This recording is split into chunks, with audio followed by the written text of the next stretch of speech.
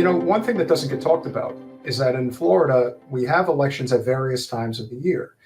One of the times of the year where we have our local municipal elections is actually in March. That's when we have them. Yep. And so by canceling the primary, you are now screwing over a lot of local candidates that are trying to run for office and catch that electoral wave. So now even less people are going to come out to the polls because there's, well, what do we have to vote for? Nothing. But see, that just shows how they don't care. And not only do they not care, but ladies and gentlemen, keep in mind, and this is the key, because unlike the Democratic Party, which is apparently only having a primary to start in South Carolina and not Iowa and New Hampshire. They're just ignoring New Hampshire's primary. Well, guess who actually is having a primary in Iowa and New Hampshire?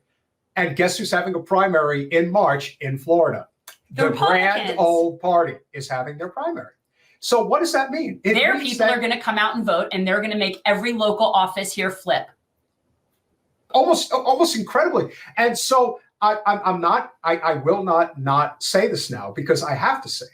Okay, for you, Nikki Fried, for you, Phil Jerez, for you, Nikki Barnes, I hope you see this because more and more people are going to know about this. You cannot lie your way through a salary of a job. You can't do it. Eventually, enough people are going to see what you're doing. You're not helping anybody. You may be helping yourself. I know that's something you're doing. Well, the truth is they're following orders from higher command. At some point, one of you has to say, and at some point, one of you has to say, I can't do this anymore. I cannot lie like this. I think that once you start lying one way, you lie about everything. But the reality is, so then when they try to fundraise in a few years and they cannot figure out. Why isn't anybody but the rich corporate donors offering to give us money?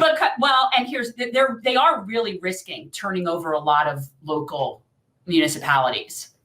And even though there are a lot of those that are nonpartisan, as they should be, they do run the risk of losing any sort of control over having their voice in those positions. Because what you have to remember, and if anybody has ever been at any of these local events, you know, you have these groups, whether it's a liberal group, you know, if you have a very good progressive candidate who's running for office, even if they're in the Democratic Party, you might have the DSA support them in some capacity.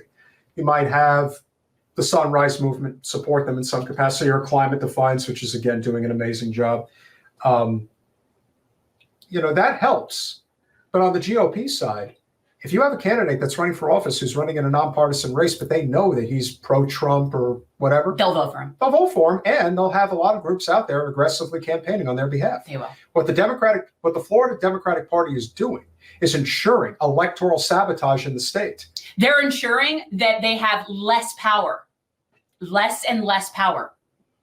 But they did that anyway with the last election, that they failed to put up people for, viable seats. And so what you end up doing as a ripple effect is that when Florida basically is a non-competitive state and will just go by way of the GOP, that gives the GOP more incentive to put campaign money into states like Georgia, Arizona, and Pennsylvania. It makes it that much easier for them to put their chess pieces on the board, and easier to win. So by taking Florida out of the equation, you make it easier for them everywhere else. And yet all the GOP is doing, they just don't see it. Excuse me, and yet all the Democratic Party is doing, and I'm not kidding, this is the only thing that I came across in terms of news right now.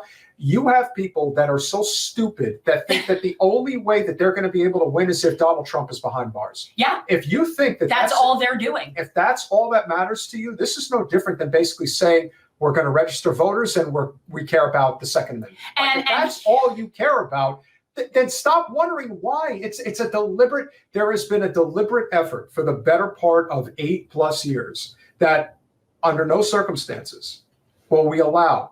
Not necessarily Bernie Sanders, because we'll get to him in a minute, and that's where we'll close for today. The entire Bernie movement has basically been completely squashed and sabotaged by the Democratic Party as a whole.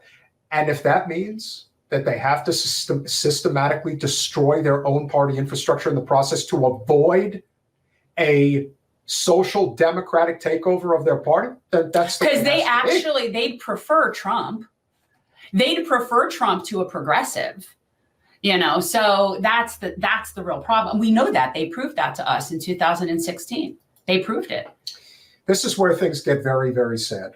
Unfortunately, get very, very sad, because the left is very nomadic right now. don't have a leaders for that matter.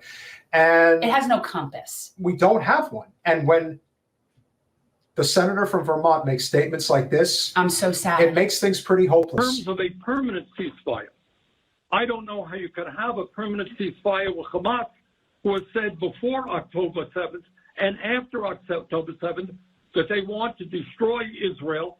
They want a permanent war. I don't know how you have a permanent ceasefire with an attitude like that. Oh, Bernie. Oh my God! It's like he's reading the AIPAC talking point book. Like he's reading the AIPAC handbook. They don't want that, Bernie. They don't want that. That's not what they want. They came to take the hostages so that they can negotiate and get their people who are being unlawfully detained. That was the whole point of it. And the whole events that happened on October 7th, and the information's been trickling in slowly but surely. Guys, watch what Max Blumenthal put out about it, because the whole story is not what we think is the story. It never is. And a lot of the civilian death and a lot of the death to the innocent people was done by Israel. But we'll see more and more of that. But the fact that Bernie is sitting there and actually putting the blame on Hamas as if he doesn't know the whole backstory is so insulting to me, because there's no way that he actually believes that. There's no way how can he believe that? So in other words, he has to come up with a way to justify not calling for a ceasefire. And the only way to do that is to put the blame on Hamas. So in other words, the concept of collective punishment, which is a complete violation of the Geneva Convention and all other forms of international law. And that has no bearing in this discussion. So whether or not they're trying to get Hamas is actually irrelevant to what they're doing. Those are two totally different things. They're participating and putting forth not just a genocide, but it is a violation as collective punishment. You're not allowed to do that. And look, Bernie. I'm so sad about him. And I can't even joke about it. Like I can't put the this is pathetic. This is almost like a hostage video. That's what it looked like. Like, is he just gone?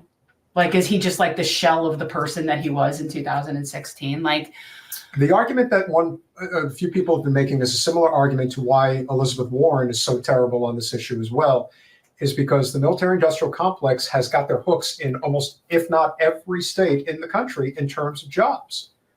So the idea that, there's a number of military jobs in the state of imagine if they had public works jobs. Vermont. By having those jobs in the state of Vermont, they've now made it basically impossible to speak out against them, similar to Massachusetts and speaking out against them there.